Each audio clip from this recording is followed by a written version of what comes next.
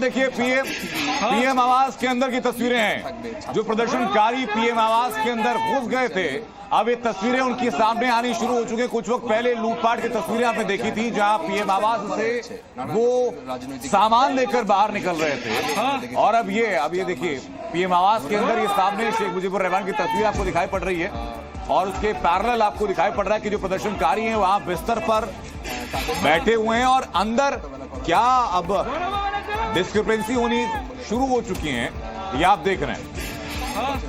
शेख हसीना के घर पर प्रदर्शनकारी कब्जा कर चुके हैं। आप याद कीजिए कि मालदीव में आपने ऐसी तस्वीरें देखी थी, जब मालदीव में ऐसी हालात हुए थे, प्रदर्शनकारी का हुजूम अंदर घुसा था, और अब वैसी तस्वीरें अब बांग्लादेश के अंदर आप देख रहे हैं।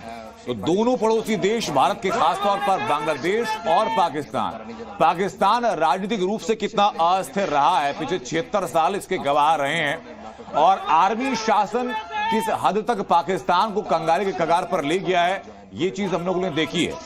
वही चीज अब बांग्लादेश के साथ रिपीट होती जा रही है। बड़े समय तक शेख हसीना की सरकार वहां रही, इसके पहले उनके पिता मुजीबुर रहमान बंगबंधु के नाम से जाने जाते हैं, उनकी एक्सेप्टेबिलिटी वहां रही। लेकिन उसी बीच में जब उनका हत्या की गई, उस वक्त 5 साल शेख हसीना के गुजरे भारत के अंदर, दिल्ली में, और फिर सरकार संभालने के बाद भारत के साथ बेहतर संबंध रहे। लेकिन इसी बीच ये पूरा पॉलिटिकल इंस्टेबिलिटी जो बांग्लादेश के अंदर होती है, वो भारत के लिए भी एक चुनौती की तरह बन जाती है। उसकी बड़ी वजह दो हैं। पहली बात तो ये कि जमाते इस्लामी का इंटरफेरेंस वहां की स्थानीय राजनीति में बहुत मजबूती से होना।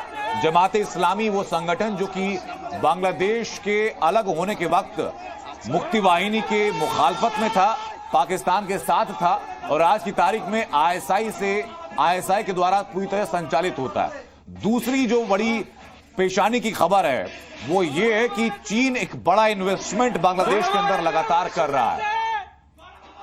वो इन्वेस्टमेंट, जब तक वहां पर स्थिर सरकार थी, चीजें संभवतः बेहतर रहती, लेकिन अब चूंकि वहां पर ऑपोजिशन में एक ऐसी पार्टी जो कि भारत विरोधी एजेंडे में ज्यादा विश्वास करती है, उसी को सेना सपोर्ट कर रही है, जमाते इस्लामी का संचालन वहां पर है।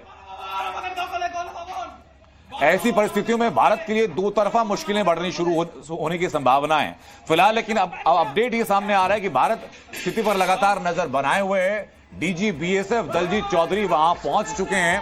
सिक्योरिटी और मजबूत की जा रही है। भारत बांग्लादेश बॉर्डर के बीच में जवानों का डिप्लॉयमेंट और ज्यादा बढ़ाया जा रहा है, डिप्लॉयमेंट को और ज्यादा मजबूत किया जा रहा है। और जो इन्फिल्ट्रेशन होता था लगातार, इसके आरोप लगते थे कि पश्चिम बंगाल की उन सीमावर्ती इलाकों से बांग्लादेशी भारत में आते हैं, उस पर और कड़ी नजर रखी जाएगी।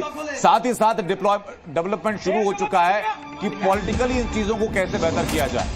बड़ी खबर बता रहे हैं आपको, भारत ने बॉर्डर पर अलर्ट जारी कर दिया है, हाई अलर्ट घोषित कर दिया गया है। तो अभी तक सिर्फ जवानों की डिप्लॉयमेंट बढ़ाई जा रही थी, अब बीएसएफ जवानों की संख्या के बढ़ाने के साथ साथ हाई अलर्ट घोषित कर दिया गया। यानी लगभग नो मूवमेंट जोन उस पूरे बॉर्डर को बना दिया जाएगा। किसी भी तरह की कोई आवाजाही नहीं, कोई गतिविधि नहीं, इंटैक्ट हर चीज रहेगी, ताकि बांग्लादेश के अंदर जो अस्थिरता चल रही है तो कोई भी असर बॉर्डर के सहारे, बॉर्डर के रास्ते भारत में ना पहुंच सके। क्योंकि ये जैसा कि हमारे साथ हमारे जो एक्सपर्ट जुड़े हुए हैं, उन्होंने कहा भी कि बांग्लादेश के अंदर जो प्रमुख राजनीतिक पार्टी है वो भारत विरोधी एजेंडे पर चलती है, और उस पार्टी को जो सपोर्ट कर रहा है जमाते इस्लामी, जो कि स्पॉन्सर्ड होता है पाकिस्तान की एजेंसी आईएसआई के द्वारा। तो भारत के पास तरफ अब दोनों तरफ जो है मुश्किलें बढ़ रही हैं। वो कहा इसलिए भी जा रहा है कि शेख हसीना सरकार के साथ में भारत के राजनयिक संबंध बेहतर थे।